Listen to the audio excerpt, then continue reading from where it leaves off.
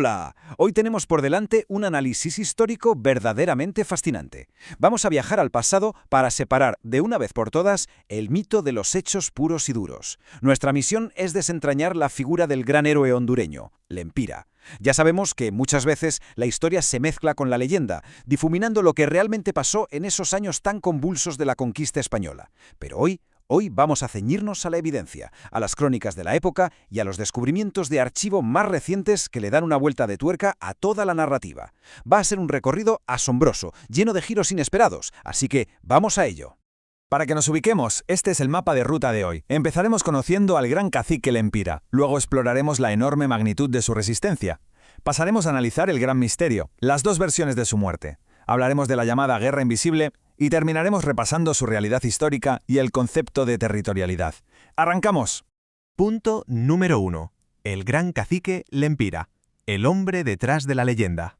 A ver, todo este análisis parte de una base muy sólida. Nos basamos directamente en extractos de textos históricos del periodo colonial, entre 1502 y 1821. Aquí no hay espacio para rumores ni para el típico «me han dicho qué». Esta investigación se ancla estrictamente en registros consolidados, citando a figuras clave como el cronista Bernal Díaz del Castillo, que documentó de primera mano la magnitud de la conquista española. Es absolutamente imprescindible partir de aquí para hacer un análisis riguroso, ¿verdad? Y gracias a estas crónicas podemos literalmente ponerle rostro a nuestro protagonista. Fijémonos en cómo lo describía el cronista español Antonio de Herrera. Decía que era un joven de aproximadamente 32 años, con una estatura mediana, de cuerpo muy bien torneado, con una cabellera larga que se sostenía los cabellos con un cincho de cuero al frente. Vamos, una imagen imponente. Los textos también nos dan pistas sobre su estatus social. Por ejemplo, se cree que tuvo 2 esposas.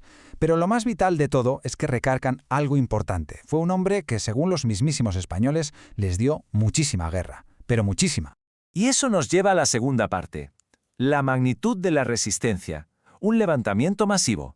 Porque claro, los registros revelan una brillantez organizativa sencillamente brutal. Atentos a estos datos. Lempira llegó a tener bajo su mando a más de 30.000 hombres. 30.000.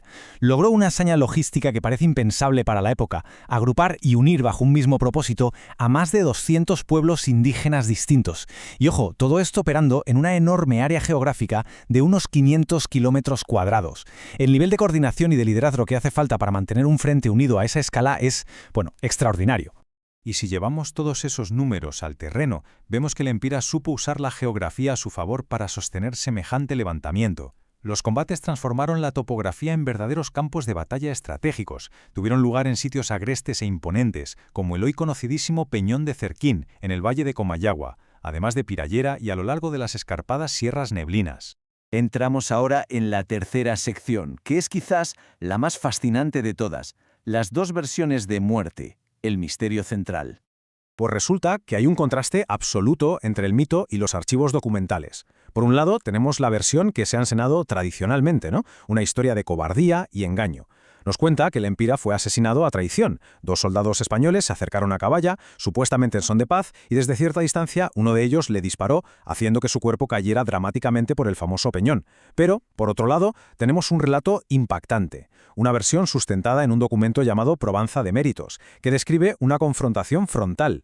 En este relato, el soldado español Rodrigo Ruiz asegura que venció a Lempira en un combate cuerpo a cuerpo, lo hirió de muerte y, atención, lo decapitó. El documento cuenta que la cabeza fue mostrada a los pueblos indígenas como trofeo para forzar su rendición mediante la intimidación. Como vemos, 2 finales radicalmente distintos para una misma historia. Y la pregunta lógica es, ¿por qué tiene tanto peso hoy en día esta probanza de méritos? Pues porque no es un cuento alternativo que alguien se haya inventado, es un documento legal de la época. Fue descubierto directamente en el Archivo de Indias por el historiador el doctor Mario Felipe Martínez Castillo. Pensemos que el Archivo de Indias es el repositorio central donde se guarda toda la historia administrativa del Imperio Español. Encontrar un testimonio de primera mano ahí dentro nos obliga a reconsiderar de forma totalmente contundente lo que la tradición oral nos había vendido como una verdad absoluta. Sección 4. La guerra invisible, el asesino silencioso. Hay que poner todo esto en un contexto más amplio. Los estudiosos hablan de la guerra invisible, y es que los europeos llegaron portando agentes biológicos que eran totalmente desconocidos en el continente, enfermedades para las que la población local sencillamente no tenía ninguna inmunidad natural. Hablamos de epidemias brutales de sarampión, rubéola, varicela y viruela. Estas enfermedades provocaron un colapso catastrófico en las poblaciones indígenas, diezmaron comunidades enteras muchísimo más rápido, y con mucha más letalidad que las espadas y los arcabuces de las tropas españolas. Fue una auténtica tragedia demográfica sin precedentes. Y así llegamos a la sección 5, Realidad histórica y territorialidad, el veredicto histórico. El mensaje central, después de analizar toda la evidencia, es clarísimo. L'Empira no fue un mito. Para nada. No fue una simple leyenda inventada para alimentar el folclore romántico. Es cierto que, con el paso del tiempo, hubo quien llegó a dudar de su existencia real, pero hay evidencias firmemente documentadas, sobre todo en el Archivo de Indias, que certifican de manera innegable que fue una figura histórica de carne y hueso.